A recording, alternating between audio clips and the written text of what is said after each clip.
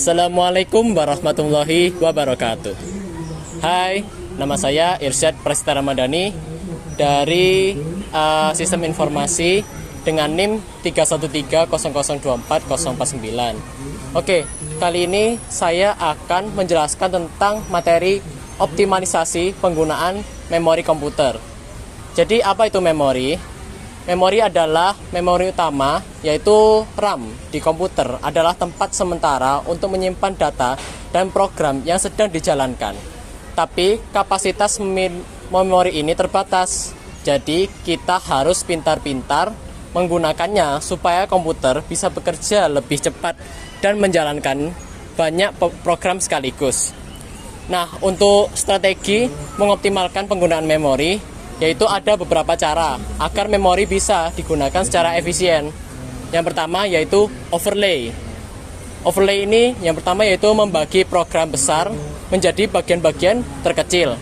Kemudian overlay ini juga hanya bagian yang diperlukan saja yang dimuat ke memori. Kemudian kalau bagian lain dibutuhkan, bagian sebelumnya ditimpa. Yang kedua yaitu dynamic loading. Dynamic loading itu bagian program yang dimuat ke memori saat dibutuhkan.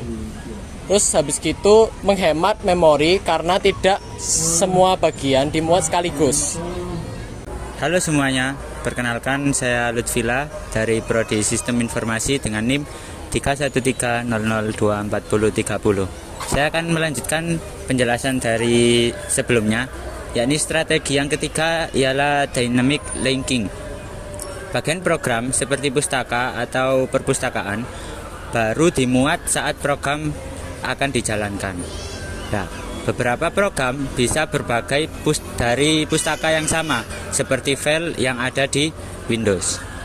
Kemudian strategi yang nomor 4 adalah virtual memory, yakni menyimpan sebagian program di memori sekunder seperti hard disk.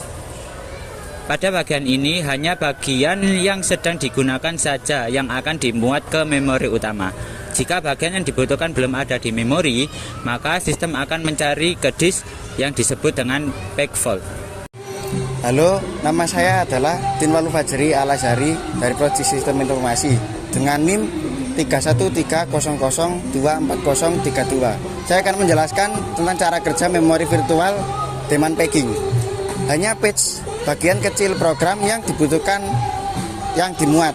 Gunakan penanda valid atau invalid untuk tahu apakah data ada di memori.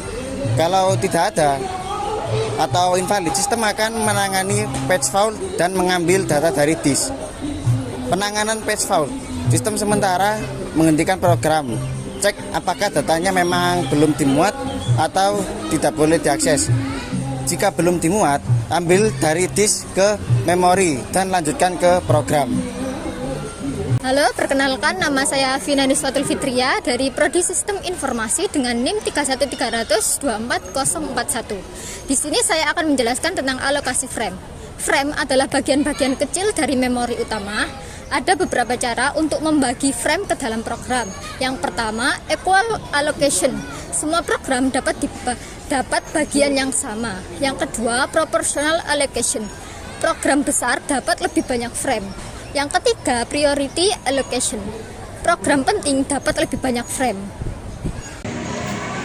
Baik, selanjutnya adalah back replacement.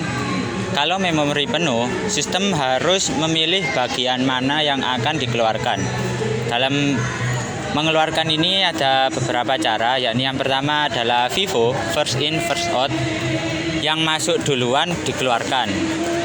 Nah, jadi bagian yang paling dulu masuk itu akan dikeluarkan.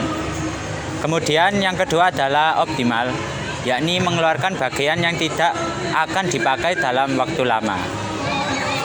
Yang ketiga ada LRU, less recently used, yakni mengeluarkan bagian yang paling lama tidak dipakai. Oke, jadi semua teknik ini bertujuan agar komputer bisa menjalankan banyak program secara efisien, meskipun kapasitas memorinya itu terbatas. Oke, sekian dari kami. Mohon maaf apabila ada kesalahan kata. Semoga bermanfaat. Wassalamualaikum warahmatullahi wabarakatuh.